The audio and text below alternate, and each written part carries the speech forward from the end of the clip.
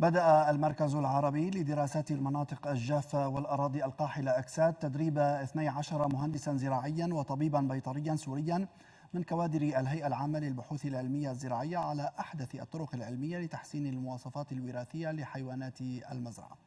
وأوضح الدكتور نصر الدين العبيد المدير العام لأكساد أن التدريب يأتي ضمن برامج منظمة أكساد لرفع قدرات الكوادر الفنية في القطاع الزراعي، وخاصة في مجال الثروة الحيوانية، بما يسهم في تعزيز وتحسين دخل العديد من المربين وخفض نسبة النفقات إلى أقل من 1%. ويتضمن برنامج التدريب الذي يستمر 5 أيام التدريب على كيفية حفظ وتحسين سلالات الحيوانات الزراعية المحلية وأسس تغذيتها والقوى والخصائص الوراثية والمقاييس الوراثية للصفات الكمية وقاعدة بيانات الثروة الحيوانية والسجلات